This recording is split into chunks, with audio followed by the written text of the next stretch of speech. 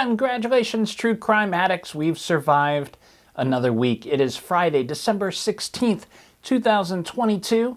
Just a couple shopping weeks until Christmas.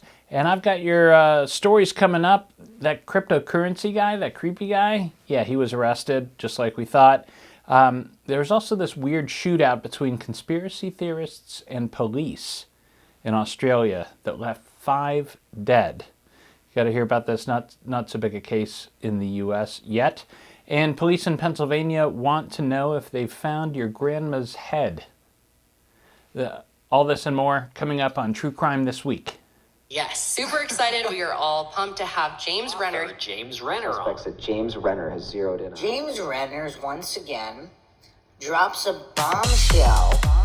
Investigative journalist, reporter James Renner, who's been on the podcast, longtime friend of By mine. a local writer, James Renner. James Renner. James Renner. Right now, please put an answer for your host, James Renner. Hey, welcome back. So let's get to the stories, but first, as always, I've got my good buddy Walter on the camera. Say hello to everybody, Walter. Give him a wave. Wonderful. Thank you for your help every week there, bud. Okay, let's get to the top stories.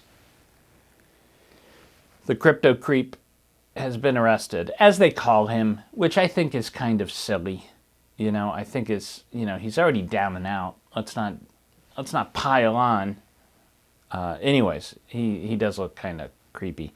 Earlier this week, police in the Bahamas arrested Sam Bankman-Fried after the United States charged him with several counts of fraud and money laundering, according to the New York Times. Now, everybody has that one weird friend or uncle who's deep into the cryptocurrency stuff, and they've probably been talking about this for weeks, saying he's going to be arrested. Well, everybody kind of knew, but it finally happened this week.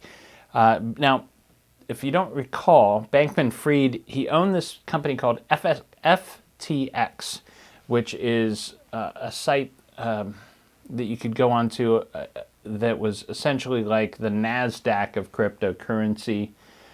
You could buy and sell and trade cryptocurrency and NFTs. What's an NFT? I don't have an hour to explain. It's made up BS. It's like made up art or, stocks in a creative endeavor that you can buy into. They're non-fungible tokens is what they're called. Anyways, Bankman-Fried, he ran this FTX where you could trade cryptocurrency, and he also owned this company called Alameda Research, which his sometime girlfriend, Caroline Ellison, she was the CEO over there. Last month, FTX fell apart, and $8 billion disappeared in the blink of an eye. That's going to piss some people off. It appears Bankman-Fried was using FTX client assets and money to prop up Alameda Research. It was kind of this, he had Alameda Research was this hedge fund where you could buy into this fund that made money off of FTX, the cryptocurrency exchange. But when Alameda started to fail, it's alleged that Bankman-Fried then transferred money from FTX into Alameda, where it was then gobbled up again and lost to some extent. So some of that was going on, which is definitely probably where the money laundering charges come from. Certainly doesn't look good. It appears Bankman-Fried had been doing that for a long time.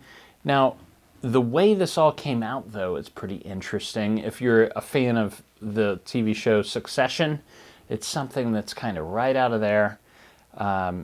Here's kind of how it all came together. There's this rival cryptocurrency exchange called Binance. And early on, Binance owned a stake in FTX. So these are competitors. It's like Pepsi and Coke, right? And it would be like if Pepsi decided to buy controlling interest in Coke stock. A little weird. So, like I said, Binance owned a stake in FTX. FTX kind of fell, they decided they didn't like to deal with Binance anymore, so they Bankman-Fried bought out Binance's stake in his company. And he bought it out mostly with FTTs, which were the token used by FTX. So remember the tokens you used at Chuck E. Cheese as a kid? It's the same idea, except it's digital. Chuck E. Cheese will tell you that those tokens, which are just stamps of metal, really, they'll say that that's worth a quarter, right? But they could say it's worth $1 or $100, whatever. That's kind of like what these tokens are. And so FTX bought out Binance using these tokens.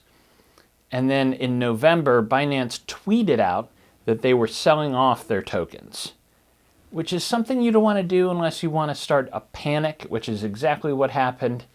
Everybody else that had these BS tokens of FTX started to pull out too and get their money. And that started this old-fashioned kind of run on a bank. And again, here's another movie analogy, which is perfect for this time of year. It's a Wonderful Life. Remember when, the character there, the bankman, Jimmy Stewart, was running that bank and there was a run. Everybody wanted to withdraw their money at once and he was able to talk them down. Well, imagine that, but times a billion. And that's kind of what happened. And when everybody came to collect their money, Bankman-Fried was forced to say, whoops, I kind of spent it all. It's no longer here.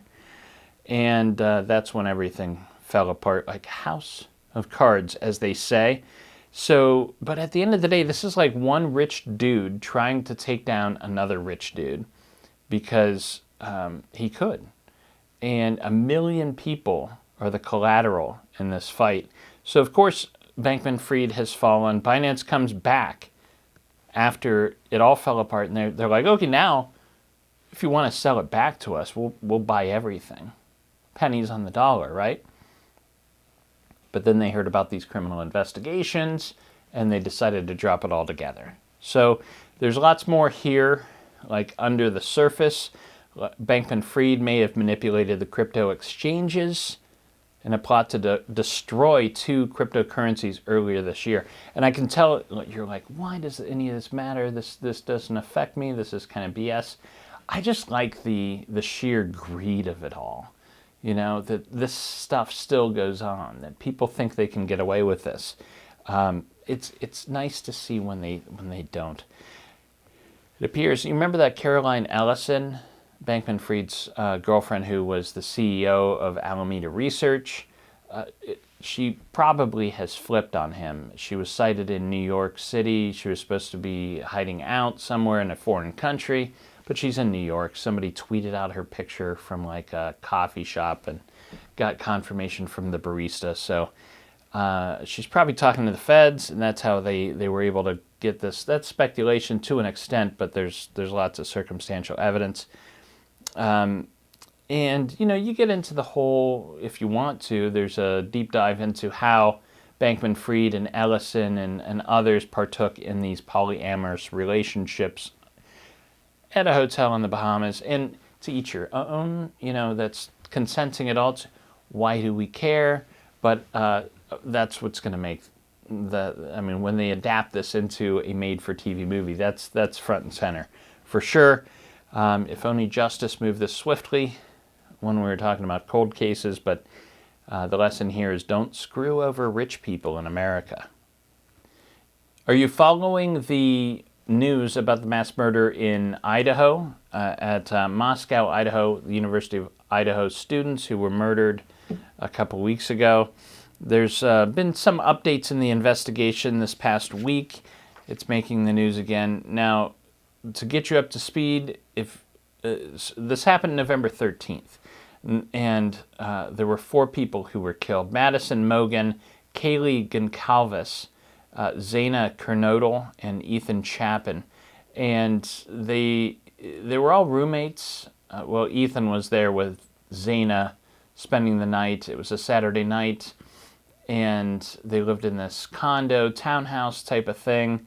And 4 of the 6 people who were staying there that night were stabbed to death. The other 2 were on the very bottom level and apparently didn't hear or see anything.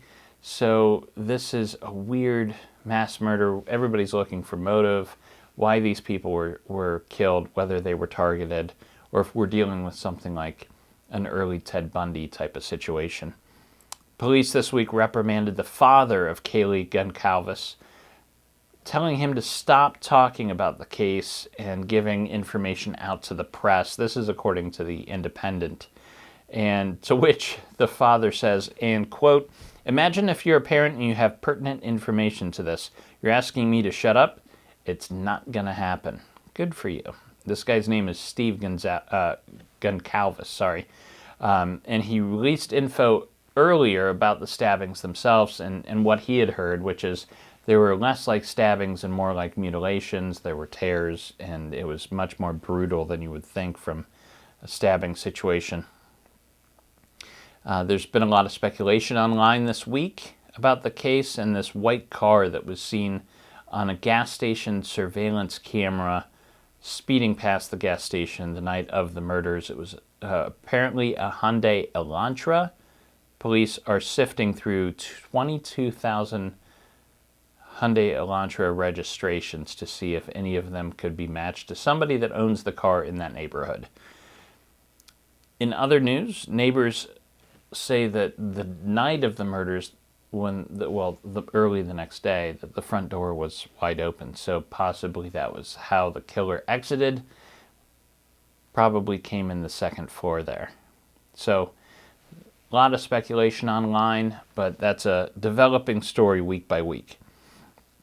Our last top story this week is out of Australia, and I didn't know anything about this. If you're in the United States, it's possible you haven't heard about this, but this is a huge true crime case that's developing in Australia in the last week. It began on Monday when police in Queensland, Australia, were called to conduct a welfare check. They were looking for a guy named Nathaniel Train, who had gone missing. Now, Nathaniel Train's wife had not heard from him in several days, was pretty worried, called the police, said, "Hey, maybe he's at his brother's.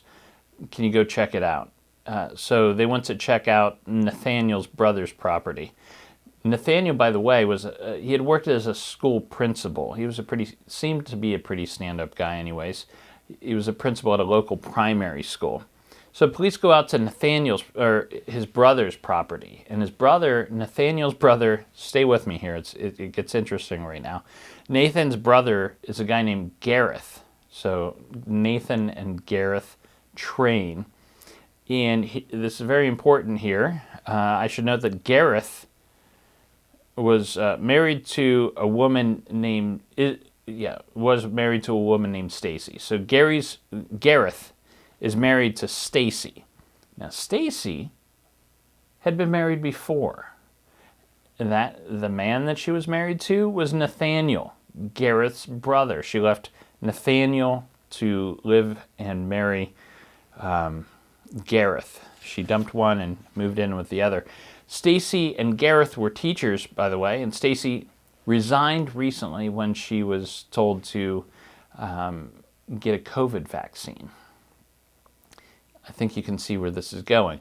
Nathaniel, Gareth, and Stacey were all a part of a very small evangelical church in the area, and they had come to believe in false flag operations, and that Princess Diana had been killed as a blood sacrifice of some sort.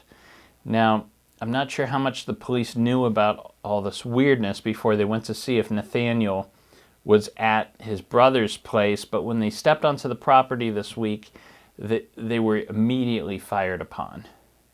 Constables Matthew Arnold and Rachel McCrow were killed, and as a neighbor came onto the property to see what all the commotion was about too, he was also shot and killed. There was then a 6-hour standoff with police before they swarmed the property and shot the killers dead. The shooters, of course, were Gareth and Stacey, and also the missing brother Nathaniel. Turns out he really was there. Now, police say it could be months before they figure out what the hell was going on there, but the investigation is ongoing. This is rare. This is a very rare mass shooting event in Australia, which has very strict gun laws, and so they're also trying to figure out if they had their firearms legally or illegally, what was happening there. So very interesting story out of Australia. Check it out if you can. We're going to take a break now, but I'll be right back with some cold case updates. There's one particularly interesting story about, a possible serial killer and what his wife may or may not have known about all that. Stay tuned. I'll be back in 2 and 2 with more true crime this week.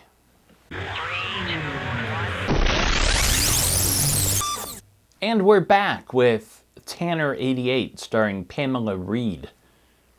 Hey, I got some scuttlebutt for you this week. There's a new true crime festival, and if you're in the area, you should really check it out. It's called the NWA True Crime Fest. Now, NWA, that's not the group you're thinking of. NWA stands for Northwest Arkansas, and that's where this is going to be. It's going to be in Rogers, Arkansas, May 20th, 2023. I will be there. You can get your tickets at Eventbrite. Come on down if you're in the area. Would like to meet you. I'm also giving a talk that week, so check it out. NWA True Crime Fest. Here's your cold case updates. What do you do if you're a killer in the age of genetic genealogy and you know it's just a matter of time before the police catch up with you? One thing you could do is burn down an entire warehouse full of DNA.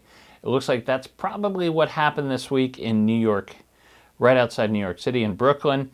There was a fire Tuesday that destroyed a warehouse out there that was used to store DNA and other evidence from the New York City Police Department. This is 30 years of evidence, including burglary, shootings, and DNA samples. It's all gone up in smoke. Police are still investigating. They haven't come out and said it's an arson, but it's very suspicious. The fire started at 10:30 a.m., so watch for that story. Hopefully they're able to figure out who started it, if indeed it is an arson. It's very, very tragic. There's this case out of Canada that I am fascinated with. This is a couple billionaires who were murdered in 2017. There's a little update here. You don't often hear that reward money has been tripled, especially reward money that's already pretty high, but that's what happened this week. Jonathan Sherman has tripled the reward money being offered for information in the murder of his parents. It's a big case out of Toronto, Canada. Barry Sherman and his wife, Honey, were murdered in 2017. Now, they were uber rich because Barry Sherman was the founder of a drug company called Apotex. So he was sitting on quite a bunch of money, perhaps. Most likely that was somehow connected with his murder. The reward money had been set at $10 million. It is now $35 million. So if you have information in that case, might be a good time to come forward.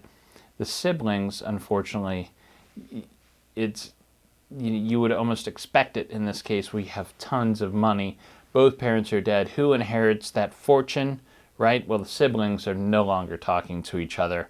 And apparently the sister has already accused Jonathan of having some part in what happened to their parents in the past. This is all according to International Business Times. So, I don't know. Jonathan's putting his money where his mouth is, saying, if you have information, if you can help, $35 million is yours. So check that out. Barry Sherman and his wife, Honey. Crazy story out of Virginia.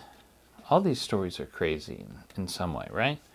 But this one particularly. On January 13th, 2001, 37-year-old woman named Annie Horn disappeared from Richmond, Virginia. She was reported missing by her husband, Thomas Horn. He said she just never returned home one day.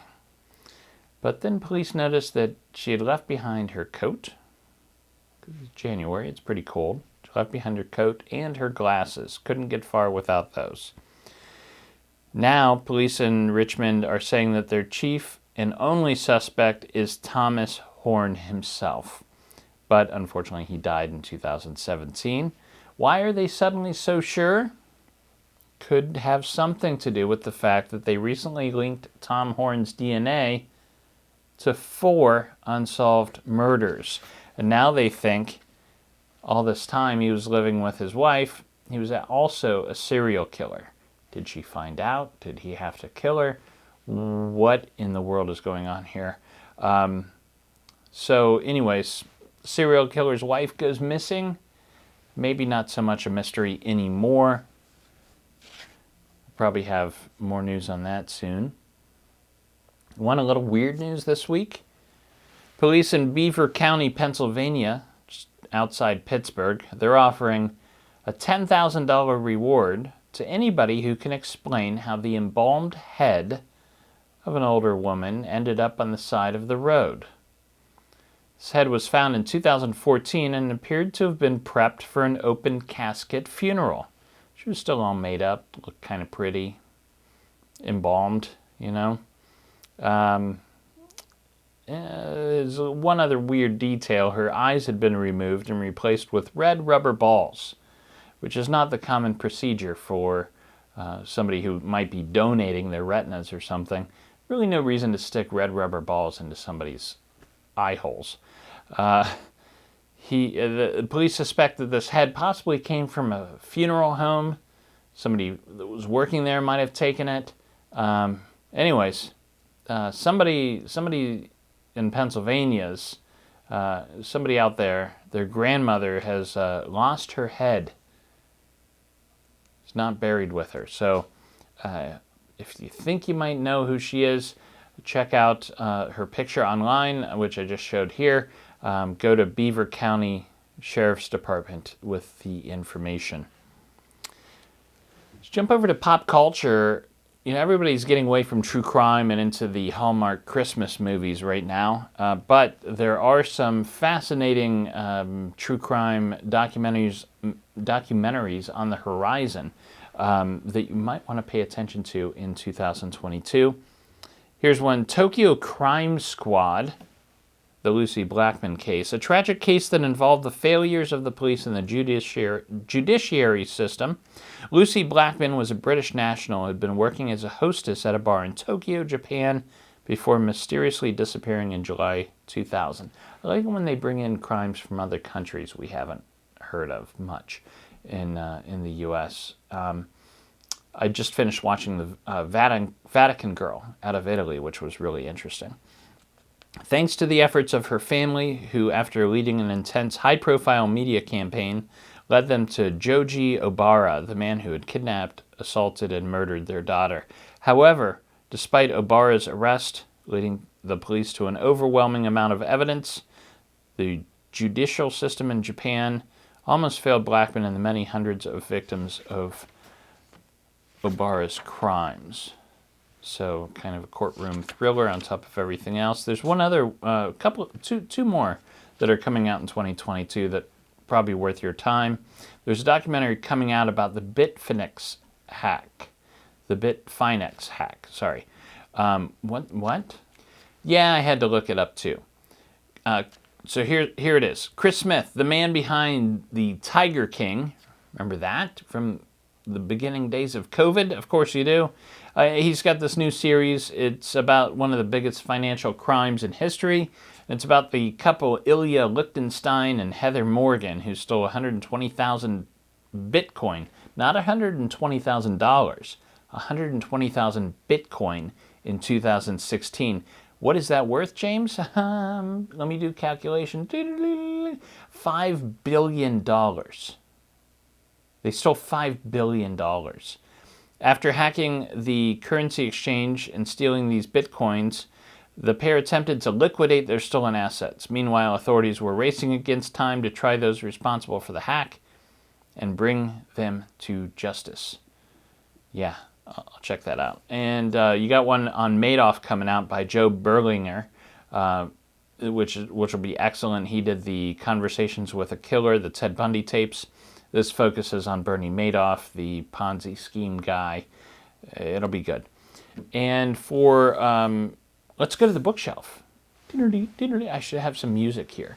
Let's go to the bookshelf. This week I want to tell you about American Fire by Monica Hess. And this is, I like true crime books that get away from, this missing person or a murdered person. I like the other crimes. It's hard to write those sort of books. It's, murders and disappearances have a strict formula. We figured that out. We know what it is. This one's breaking the mold, and I respect that. Should be pretty cool. The arson started on a cold November night and didn't stop for months. Night after night, the people of Accomack, Virginia, once the richest rural county in the nation, waited to see which building would burn down next, regarding one another with compassion at first and later suspicion. Vigilante groups sprang up patrolling the rural coast. Volunteer firefighters slept at their stations. Local police were stretched thin. The arsonists seemed to target abandoned buildings, and by the dozen they were going up in flames. Monica Hess takes over the investigation, and what she finds is pretty interesting, to say the least. Check it out, American Fire. Anywhere books are sold.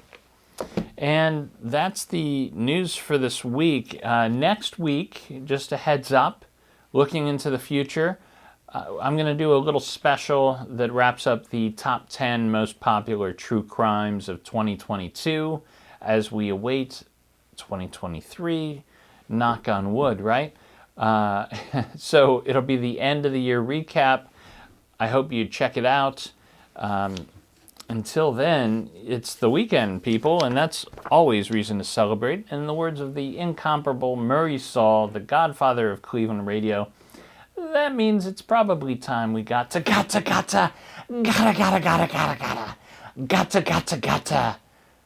get down, damn it. True Crime This Week is a Fearful Symmetry production. Photo and artwork are licensed through Shutterstock. If you like the cut of my jib, I have another podcast you might enjoy called The Philosophy of Crime, in which I attempt to solve the big questions behind our true crime obsession by looking to philosophy for answers. Thank you for listening. I'll see you next week. Sit, Brownie, sit. Good dog.